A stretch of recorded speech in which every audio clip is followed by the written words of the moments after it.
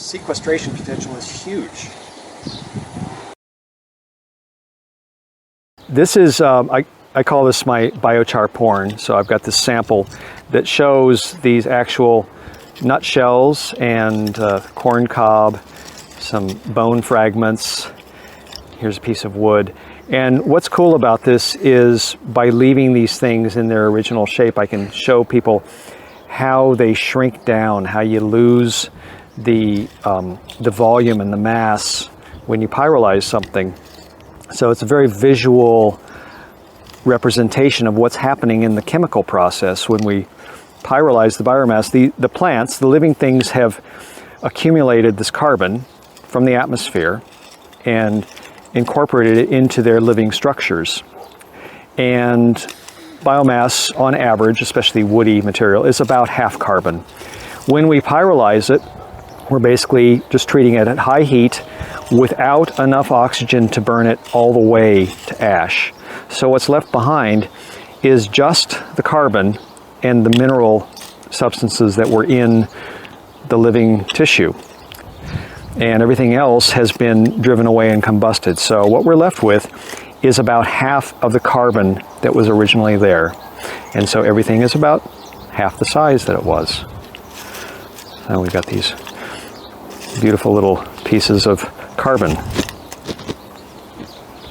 If we took the forestry sector and just took a fraction, a percentage of the prunings, the thinnings, the slash, the post-harvest waste from forestry and pyrolyzed it, it would be a similar benefit, and we wouldn't be taking anything from here. It would just be an additional treatment, some extra labor, an extra capital process, but at the end, we have something very useful.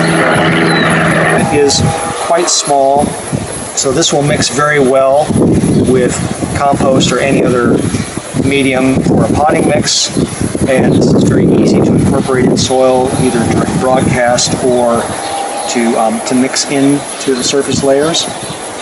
What this will do now when it goes into soil is the first thing that it does is it's got a lot of water in it, because I leave it all damp so that it's easier and safer to handle. This biochar holds 3 times its weight in water. So when this biochar is saturated, but not dripping, it will have 3 times the weight of the biochar itself in water. So if I dry this out, it becomes a lot lighter.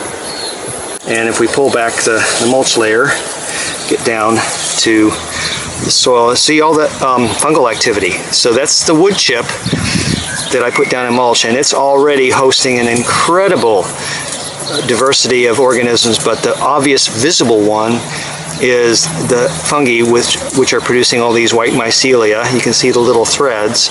So those are going to go quite deep into the soil, and they're going to find root hairs from these tomato plants and some of the other plants, and they'll knit together, and they'll form little osmotic exchanges and trade nutrients and sugars and things like that, and send signals and do lots of cool stuff. So there's all these partnerships taking place out of sight, but mutually beneficial, and all this extra carbon is just facilitating those things. But I can just sink my hand right into the soil, and you can just see, you know, the structure. It's fluffy.